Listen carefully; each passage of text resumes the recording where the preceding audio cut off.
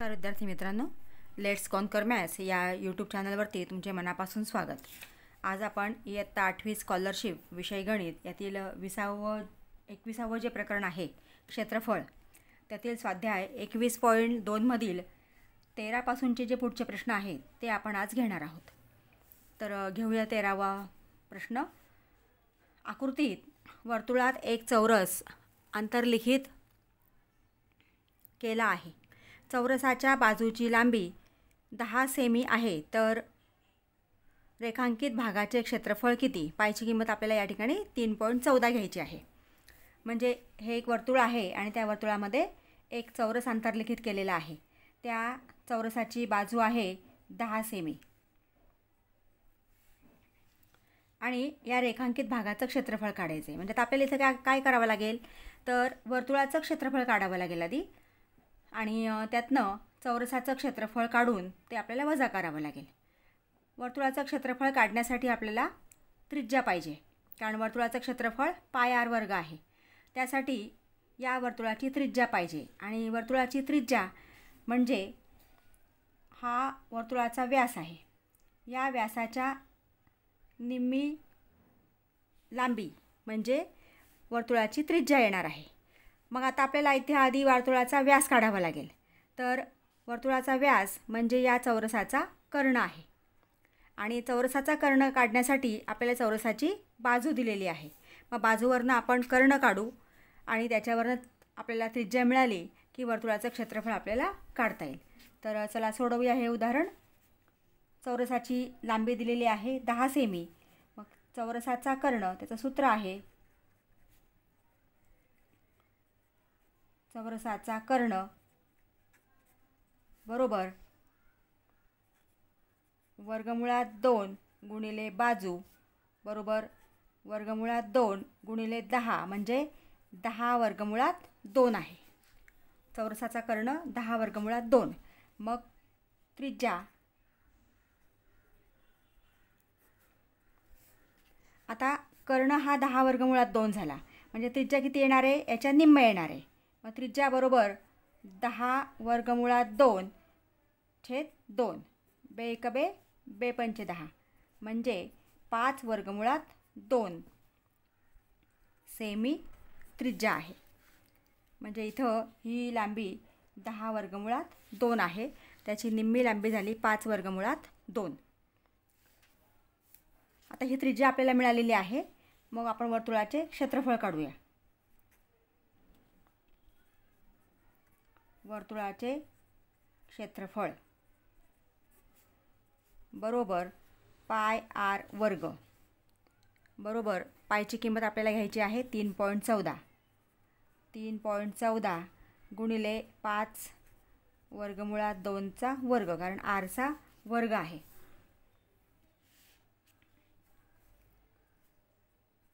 तीन 3.14 गुणिले 5चा वर्ग 25 आणि वर्गमुळात 2चा वर्ग 2 गुणिले 2, कारण वर्गमुळात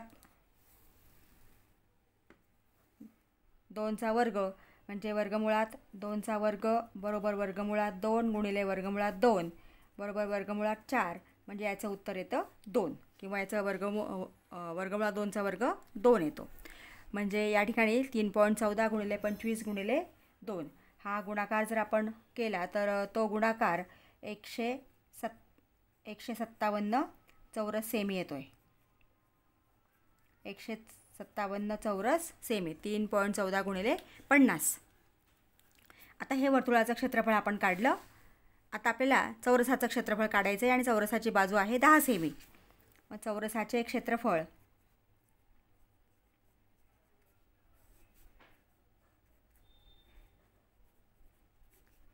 बरोबर बाजू वर्ग बरोबर 10चा वर्ग बरोबर 100 चौरस सेमी. चौरसाचं क्षेत्रफळ आलं 100 चौरस सेमी. आपल्याला रेखांकित भागाचं काढायचं आहे, म्हणजे वर्तुळाच्या क्षेत्रफळातनं चौरसाचं क्षेत्रफळ वजा करा. रेखांकित भागाचे क्षेत्रफळ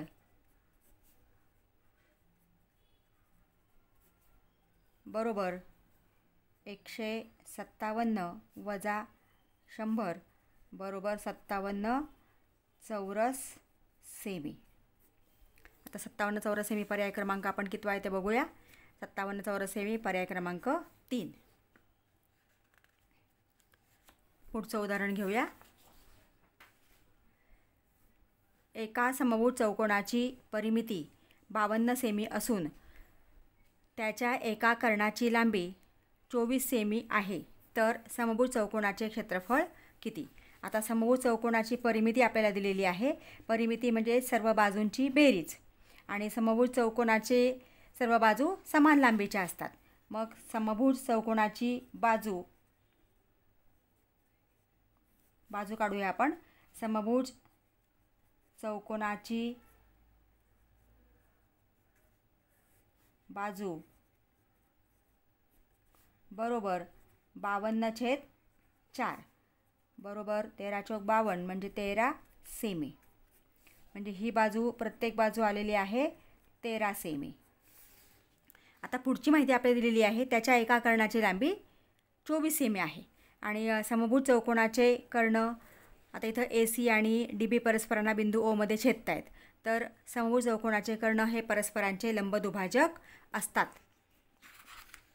म्हणजे या ठिकाणी O या बिंदूपाशी काटकोन होतो आणि इथं समान, प्रत्येक कर्णाचे समान 2 भाग होतात. आता ही बाजू आपल्याला 13 मिळालेली आहे आणि एका कर्णाची लांबी 24 सेमी आहे. म्हणजे OB आणि OD हे 12-12 सेमी येणार. OB आणि OD 12 सेमी आहे, हे 13 सेमी आहे. तर आपल्याला AO काढायचे आहे.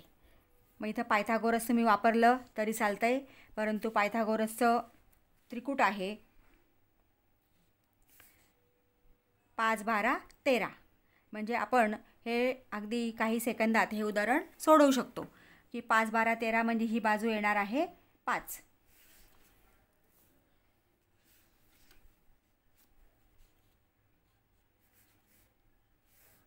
म्हणजे AO बरोबर 5 सेमी, कारण पायथागोरसचे त्रिकूट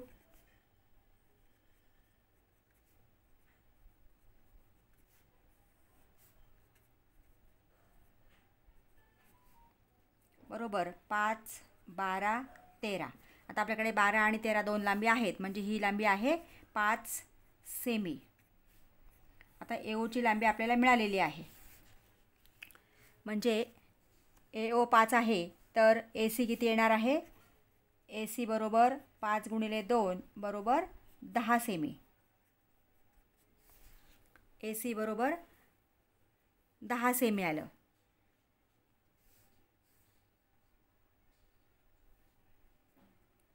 आता इथं आपल्याला समभुज चौकोनाचं क्षेत्रफळ काढायचं आहे. समभुज चौकोनाचे क्षेत्रफळ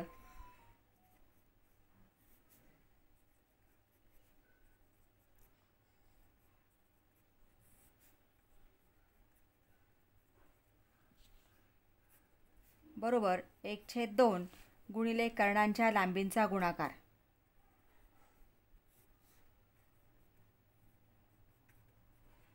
कर्णांच्या लांबींचा गुणाकार बरोबर 1/2 गुणिले एक कर्ण आहे 24 सेमी आणि दुसरा कर्ण आहे AC हा 10 सेमी गुणिले 10.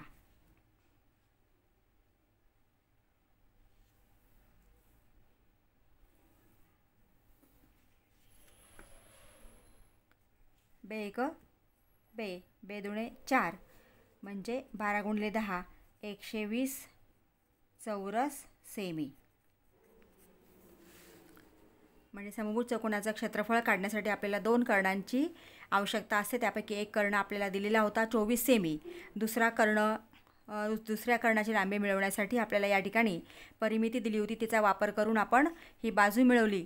आणि इथं AOB हा काटकोन त्रिकोण आहे आणि काटकोन त्रिकोणावरनं आपल्याला पायथागोरसवरनं AOची लांबी मिळाली, त्याच्यावरनं आपण ACची लांबी काढली आणि त्याच्यावरनं आपण समभुज चौकोनाचं क्षेत्रफळ काढलेलं आहे.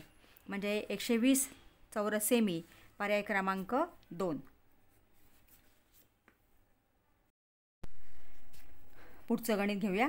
एका समभुज चौकोनाचे क्षेत्रफळ 24 चौरस सेमी असून एका कर्णाची लांबी 6 सेमी आहे, तर दुसऱ्या कर्णाची लांबी किती? आता समभुज चौकोनाचं क्षेत्रफळाचं सूत्र आहे समभुज चौकोनाचे क्षेत्रफळ. 14वा उदाहरण आपण याप्रमाणे सोडवलेलं आहे. समभुज चौकोनाचे क्षेत्रफळ बरोबर 1/2 गुणिले कर्णांच्या लांबींचा गुणाकार.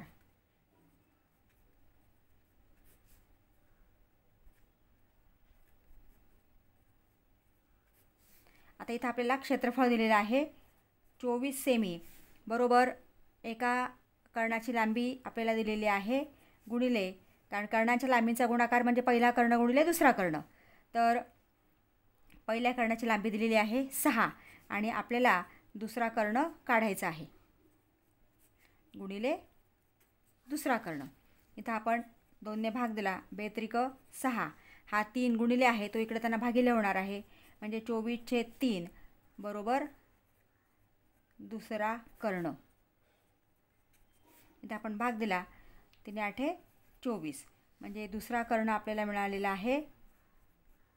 दुसरा कर्ण बरोबर 8 सेमी. बघूया आपण पर्याय क्रमांक 2 आहे. पुढचं गणित घेऊया.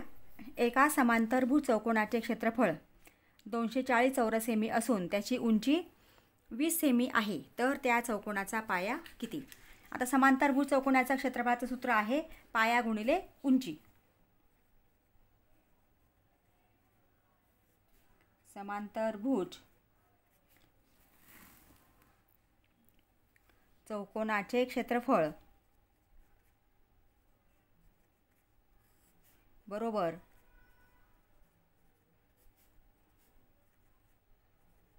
पाया गुणिले उंची. आता ह्या सूत्रामध्ये दिलेल्या किमती आपण ठेवूया.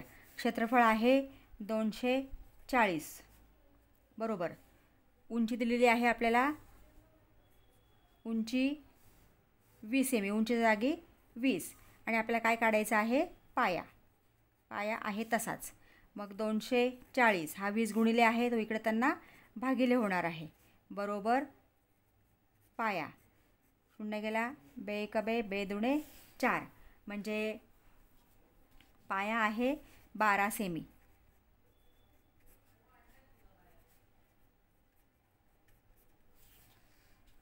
पर्याय क्रमांक 2. विद्यार्थी मित्रांनो, ही अशी उदाहरणं तुम्ही सराव केला की अगदी तोंडी काही सेकंदामध्ये सुद्धा सहज सोडवू शकता. पुढचं उदाहरण घेऊया. एका समलंब चौकोनाचे क्षेत्रफळ 198 चौरस सेमी असून लंबांतर 9 सेमी आहे. समांतर बाजूंपैकी एका बाजूची लांबी 21 सेमी असल्यास दुसऱ्या बाजूची लांबी काढा. आता हा ABCD हा समलंब चौकोन आहे. इथं लंबांतर 9 सेमी आहे. समभुज चौकोनाचं क्षेत्रफळ 198 चौरस सेमी दिलेले आहे आणि समांतर बाजूंपैकी एक बाजू म्हणजे ह्या AB आणि DC समांतर आहेत, त्यापैकी ही बाजू 21 सेमी दिलेली आहे. एक बाजू आपल्याला दिलेली आहे आणि दुसऱ्या बाजूची लांबी किती? आपण DCची लांबी x मानू. DC बरोबर 1 सेमी. आता समलंब चौकोनाचं क्षेत्रफळाचं सूत्र आहे की 1/2 गुणिले समांतर बाजूंची बेरीज गुणिले लंबांतर. मग समलंब चौकोनाचे क्षेत्रफळ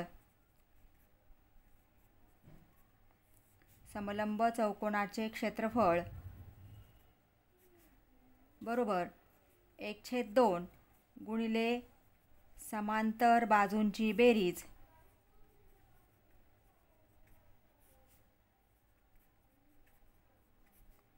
गुणिले लंबांतर. आता इथं आपण किमती ठेवूया. समलंब चौकोनाचं क्षेत्रफळ दिलेलं आहे 198 चौरस सेमी. 198 बरोबर 1/2 गुणिले समांतर बाजूंची बेरीज, ए बीची बाजू लांबी दिलेली आहे 21 अधिक डी सीची लांबी आपण x मानलेली आहे गुणिले लंबांतर 9 सेमी. 2 जो आहे तो इकडं गुणिले होणार आहे 198 गुणिले 2 आणि हा 9 गुणिले आहे तो इकडे भागिले होणार आहे. 2 गुणिले 9 भागिले इथं शिल्लक काय राहिलं बघा 21 अधिक 1 शिल्लक राहिला. आता आपण 9ने 198ला भाग देऊया. 9 1 9, 9 दुणे 18, 1 उरला, 8 घेतले 18 झाले, पुन्हा 9 दुणे 18, 22 दुणे इथं गुणाकार होतो आहे 22 गुणिले 2 22 दुणे 44 बरोबर 21 अधिक x. आता आपल्याला xची किंमत काढायची आहे. हा 44 आहे तसाच आणि हा 21 इकडे त्यांना वजा होणार आहे बरोबर x. म्हणजे x बरोबर 44मधनं 21 गेले 23 सेमी. म्हणजे दुसऱ्या बाजूची लांबी ही किती आहे 23 सेमी आहे. दुसऱ्या बाजूची लांबी 23 सेमी. बघूया आपण पर्याय क्रमांक 3 आहे. विद्यार्थी मित्रांनो, तुम्ही अजूनही चॅनलला सबस्क्राईब केले नसाल तर प्लीज चॅनलला सबस्क्राईब करा. मी स्कॉलरशिपचे काही क्लृप्त्यांचेसुद्धा व्हिडिओ अपलोड करणार आहे. तर बेल आयकॉन प्रेस करा म्हणजे तुम्हाला नवीन व्हिडिओचे नोटिफिकेशन लगेच मिळतील. आणि व्हिडिओ आपल्या मित्रांना शेअर करा. व्हिडिओला लाईक करा. थँक्यू.